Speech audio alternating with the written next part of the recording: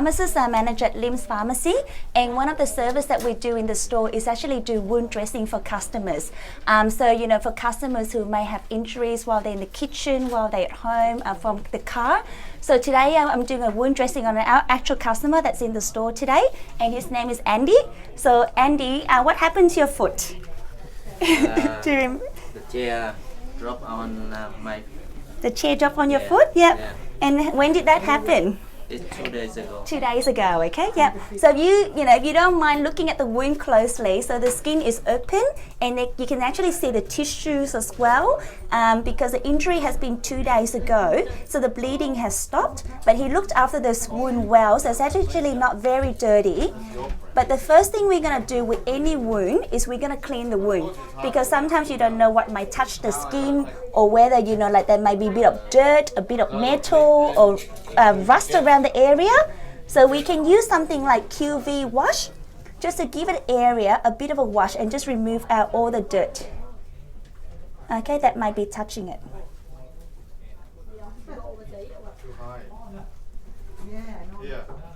And look from the nail, because it's been quite affected from the nail. So this for this gentleman, his nail might eventually fall off, but it shouldn't be a problem because the nail will naturally grow back on its own as well. The main thing we want to do is make sure the wound heals well and that it doesn't get an infection.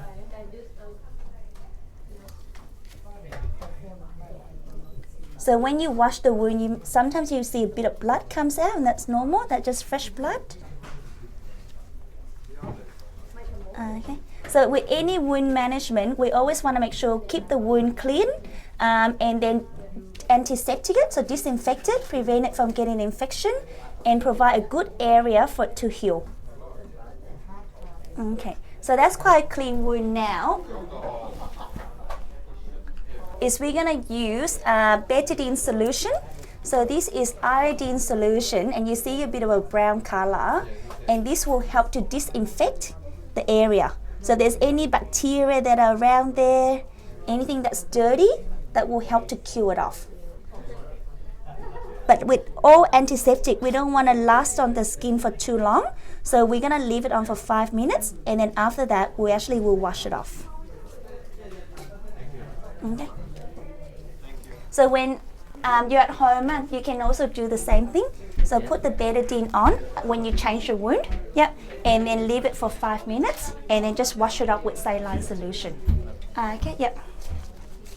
So while he's washing it, I'm just gonna get the other things ready.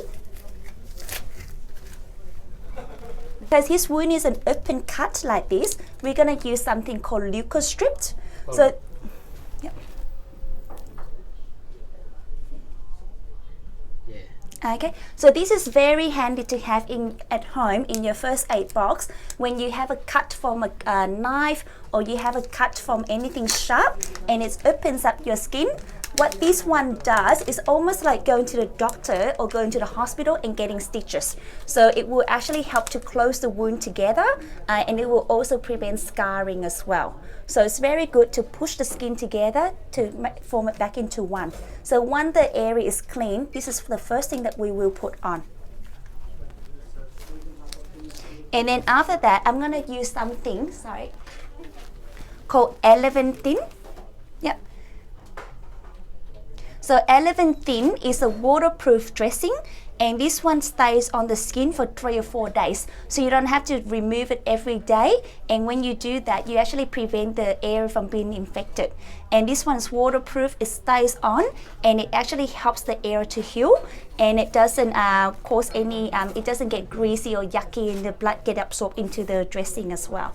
So we're gonna use that on him too.